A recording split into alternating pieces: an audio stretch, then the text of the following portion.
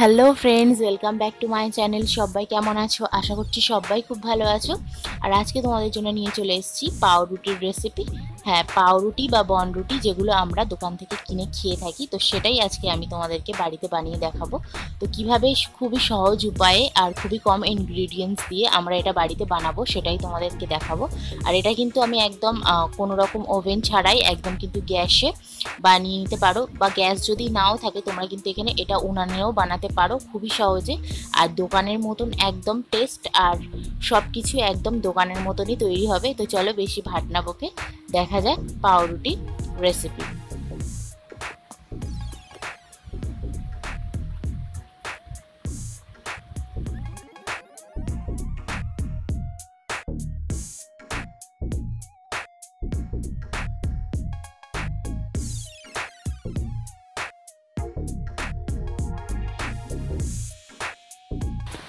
তো দেখো, ফার্স্ট এখানে পাউরুটি বানানোর জন্য আমি এখানে নিয়ে নিয়েছি একটা পাত্র, আর পাত্রটার মধ্যে নিয়ে নেব ময়দা। তো ময়দাটা তোমাদেরকে আমি বলে দিচ্ছি কতটা নেব। তো আমি এখানে টোটাল আমি এখানে 3 বাটি, এই বাটিটার 3 বাটি ময়দা আমি নেব। তো এর মধ্যে মিনিমাম আমার 5-6খানা 6-7খানা বান আমার তৈরি হয়ে যাবে কিন্তু, তো এই ময়দাটার মধ্যে। তো এবার আমি এর মধ্যে দিয়ে দিচ্ছি লবণ। তো এই লবণটা দিলাম 4 ভাগের 1 ভাগ। আর এখানে দিয়ে দিচ্ছি চিনি 2 চামচ। আর সেটা যেটা সব থেকে বেশি ইম্পর্টেন্ট সেটা হচ্ছে তো পাউরুটির জন্য সব থেকে, এটা না হলে পাউরুটি কিন্তু তৈরি হবে না। তো 1 টেবিল চামচ পুরো আমি কিন্তু এখানে ইস্ট দিয়ে দিলাম, ড্রাই ইস্ট।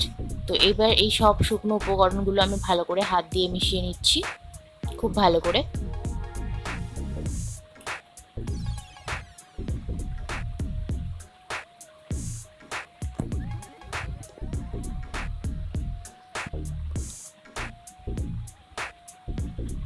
তো দেখো শুকনো উপকরণগুলো কিন্তু আমার সব মেশানো হয়ে গেছে। এবার আমি এখানে দিয়ে দিচ্ছি একটু গরম জল। মানে গরম জল বলতে কি বলো তো, তোমরা জলটা এমন গরম হবে যে হাত ডুবিয়ে রাখলে হাতটা মানে সহ্য করা যাবে জলটার মধ্যে হাতটা রেখে। তো সেরকম হবে, বেশি গরম জল কিন্তু এর মধ্যে দেওয়া চলবে না।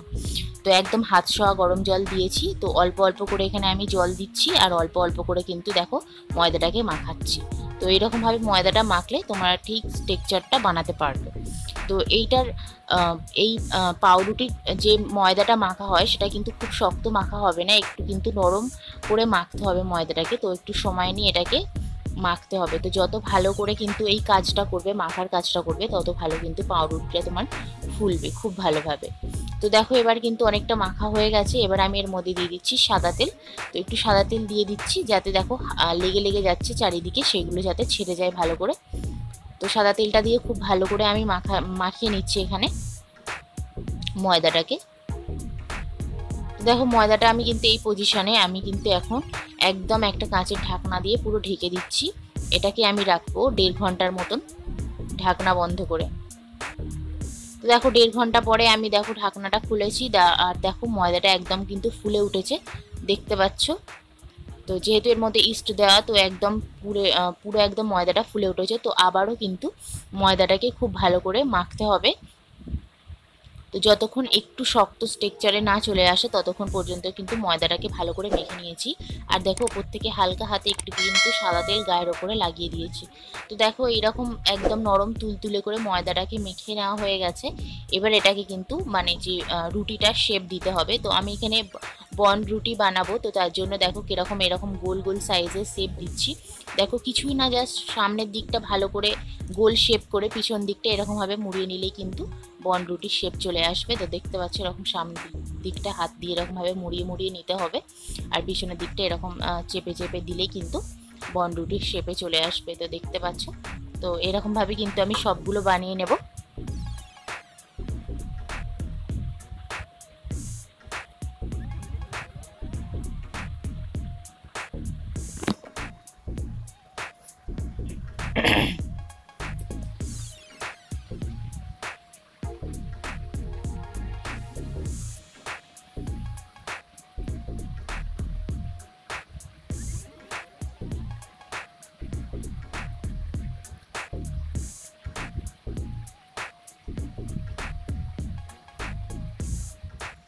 দেখো সব কটা কিন্তু বন রুটি কিন্তু দেখো শেপ বানানো হয়ে গেছে। এবার কিন্তু আমি আবারও এটাকে ঢাকনা বন্ধ করে রেখে দেবো।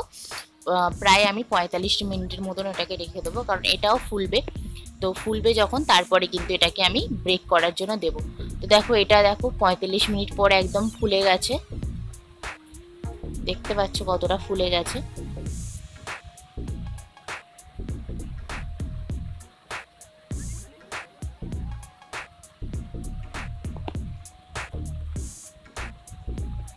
এবার কিন্তু আমি গ্যাসের মধ্যে দেখো একটা চাটু বসিয়ে দিয়েছি, আর এই চাটুর উপরে কিন্তু আমি কড়াইটা বসিয়ে দিয়েছি, কারণ ডিরেক্টলি গ্যাসে দেওয়া যাবে না। তো চাটুর উপরে এরকমভাবে বসিয়ে কিন্তু লো ফ্লেমে এটাকে আমি 35 মিনিটের মতন আমি কিন্তু এটাকে ব্রেক হতে দেব। তো তোমরা উনুনে করলেও সেম প্রসেসে করবে। তো দেখো 35 মিনিট পর দেখো কতটা মানে একদম কিন্তু আমার যে পাউরুটি বন রুটি বলো যাই বলো, তো এটাকে একদম কিন্তু আমার পুরো একদম দোকানের মতো যেরকম নরম তুলতুলে হয়, তো তোমরা দেখতেই পাচ্ছ কত সুন্দর হয়ে তৈরি হয়ে গেছে। তো দেখো কত নরম, দেখো কত নরম হয়েছে এটা। আর এই দিকটা সাদা হয়েছে, এই দিকটা সাদা হয়েছে। তো এটাকে আমি উল্টে আবার মানে নিচের দিকে দিয়ে দেবো, যাতে এটা একটু লাল মতন হয়ে যায় আর দেখতে সুন্দর লাগে। তো তোমরা চাইলে এরকম সাদাও রেখে দিতে পারো, নিচের দিকটা কিন্তু অনেকটা লাল হয়ে গেছে। তো আমি একটু উল্টে দিয়েছিলাম। তো দেখো কত সুন্দর আমার পাউরুটিটা তৈরি হয়ে গেছে। তো এই প্রসেসে কিন্তু যদি তোমরা বানাও বাড়িতে, তো অবশ্যই পাউরুটি খুবই সুন্দর হবে, একদম নরম তুলতুলে যেরকম আমরা দোকানের পাউরুটি খেয়ে থাকি। তো আশা করছি তোমাদের ভিডিওটি ভালো লেগেছে। যদি একটু তোমাদের ভিডিওটি ভালো লাগে বা একটু হেল্পফুল হয়, তো অবশ্যই লাইক করো একটা। আর যদি এখনও পর্যন্ত আমার চ্যানেলটিকে সাবস্ক্রাইব করে না থাকো, তো প্লিজ আমার চ্যানেলটিকে সাবস্ক্রাইব করে আমার পাশে থাকো। আর আমি এরকম নিত্য নতুন ভিডিও কিন্তু তোমাদের জন্য নিয়ে আসি আমার এই চ্যানেলে। তো অবশ্যই কিন্তু চ্যানেলটিকে সাবস্ক্রাইব করে রেখো। তো আজকের ভিডিওটি এই পর্যন্তই, দেখা হচ্ছে নেক্সট একটা ভিডিওতে। ততক্ষণের জন্য সবাই খুব ভালো থেকো, সুস্থ থেকো, হ্যাপি থেকো। আজকের জন্য টাটা।